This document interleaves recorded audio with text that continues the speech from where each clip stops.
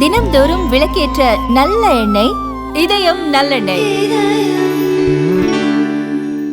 டெல்லியில் நடைபெற்ற அகில இந்திய மேலாண்மை சங்கத்தின் 52வது தேசிய மேலாண்மை மாநாட்டில் இஸ்ரோ தலைவர் நாராயணன் பேசியது பெரும் கவனத்தை ஈர்த்துள்ளது. அவர் சமீபத்தில் நடைபெற்ற ஆபரேஷன் சிந்தூர் குறித்து பேசுகையில், இந்த நடவடிக்கையின் போது 400க்கும் மேற்பட்ட விஞ்ஞானிகள் இரவும் பகலுமாக உழைத்தனர். பூமி கண்காணிப்பு மற்றும் தகவல் தொடர்பு செயற்கைக்கோளை பயன்படுத்தியதால் முழு செயல்பாடும் சிறப்பாக நடைபெற்றது.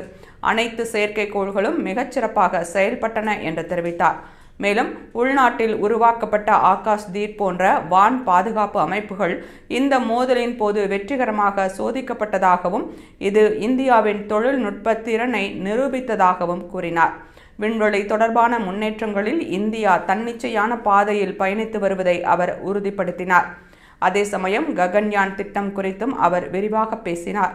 2027க்குள் இந்தியாவின் முதல் மனித விண்வெளி பயணம் நிகழும். இதற்காக இதுவரை 7700 சோதனைகள் முடிக்கப்பட்டுள்ளன.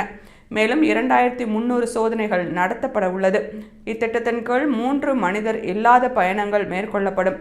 அதில் முதல் பயணம் டிசம்பரில் திட்டமிடப்பட்டுள்ளது. தேவையான அனைத்து ஒப்புதல்களும் பெறப்பட்டுவிட்டன என்றார். மேலும் 2035க்குள் இந்தியா தனது சொந்த விண்வெளி நிலையத்தை அமைக்கும். 2040ற்குள் ஒரு இந்திய விண்வெளி வீரரை சந்திரனில் தரையிறக்க வேண்டும் என்ற இலக்கை பிரதமர் நரேந்திர மோடி நிர்ணயித்துள்ளதாக தெரிவித்துள்ளார்.